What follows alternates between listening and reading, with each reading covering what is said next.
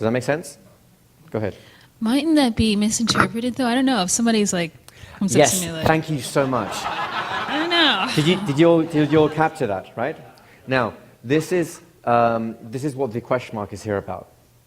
And this is, by the way, why there's one country in which the eyebrow flash is actually suppressed. If you do this in one particular country, and I'll reveal a secret shortly, it will be taken as a crude sexual gesture, and you will be treated accordingly, right? Either with great delight or great frustration, depending on if they like you or not, right? In the countries, by the way, is Japan. In Japan, eyebrow flashes are considered sexual, and so it's suppressed. The only people, although they still use them, the only people that eyebrow flashes are culturally acceptable with is with children and with very close friends, right? In the rest of the world, as far as I know, and this is people in the jungles in Borneo, in Africa, in Berlin, in New York, and everywhere, the eyebrow flash is a standard greeting behavior. There's a difference, though.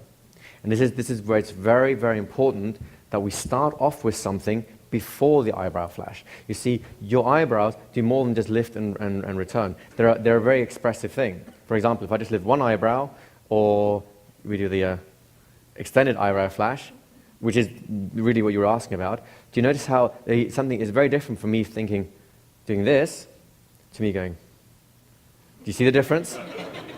It's still my eyebrows lifting, but there is a difference in the quality of them lifting and my expression that goes with it, which creates a different suggestion, a different atmosphere, right? So eyebrow flashes, actually in most cultures, as I at least have come across, can also be sexual, right? They can also be invasive. Typically in a conversation, people will lift their eyebrows when they want the other person to answer a question. Do you see what I mean?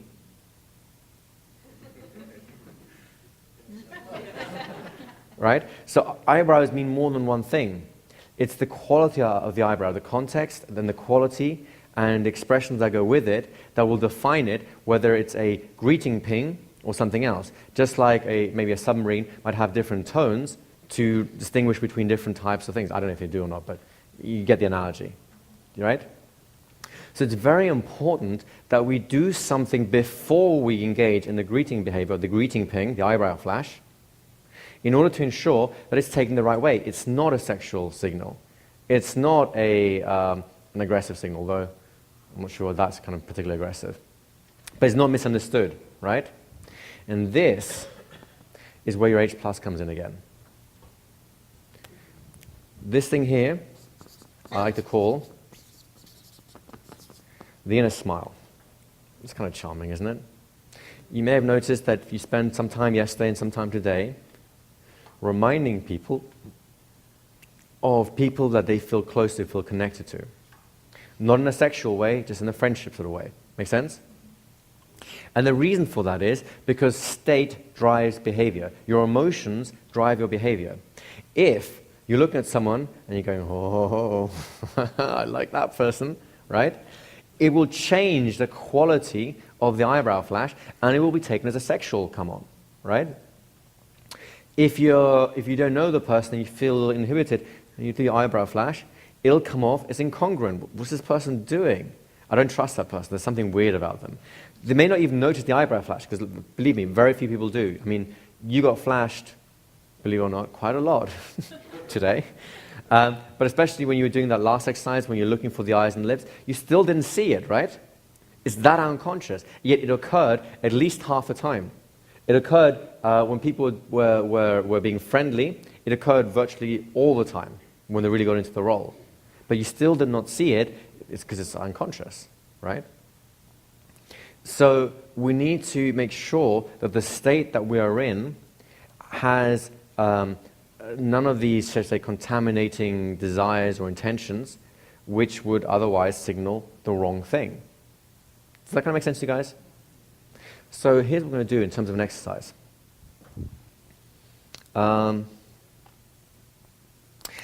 I'd like for you to experience this for yourself in a fun sort of way. We're going to just split yourselves into 4 groups. Can the front 2 or so rows go into this corner from me? the 2.5 rows maybe. Then we'll have another group over there by the tables, a third group by the water table there, and a fourth group over here.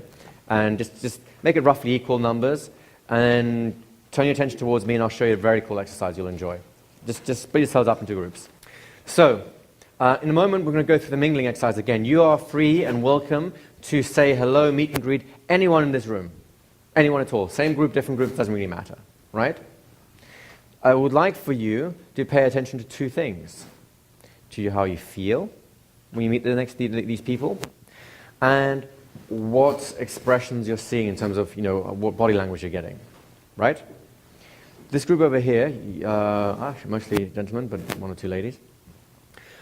I'd like for you guys to be totally poker-faced when meeting people, right?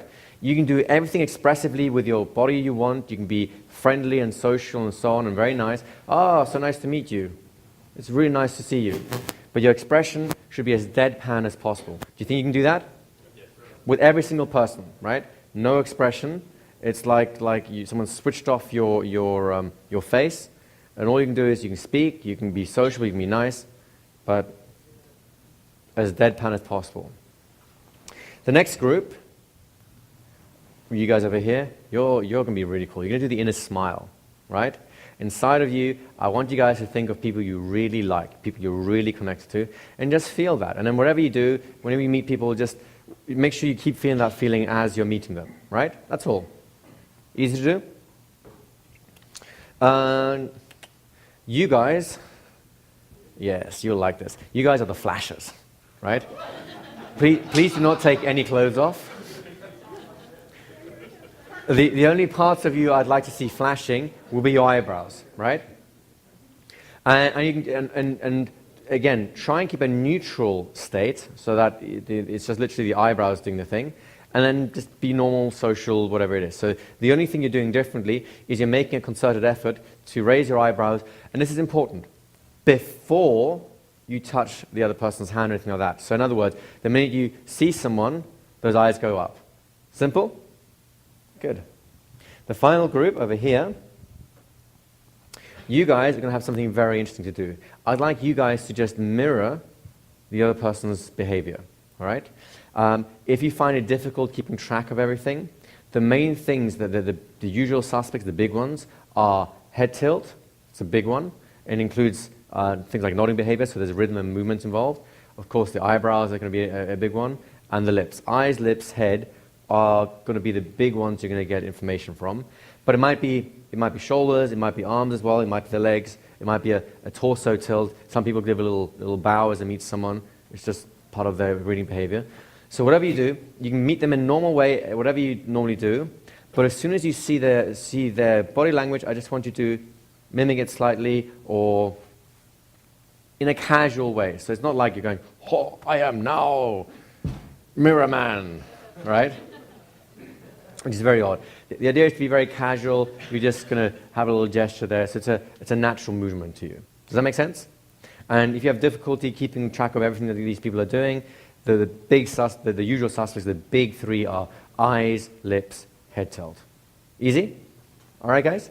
So I want you to spend a few minutes now just meeting everyone in the room and just noticing how you feel about meeting different people. If you wish to, at the end of the interaction, ask them which of the 4 types they were, so you can get a sense of how meeting different types of people has affected you. Off you go.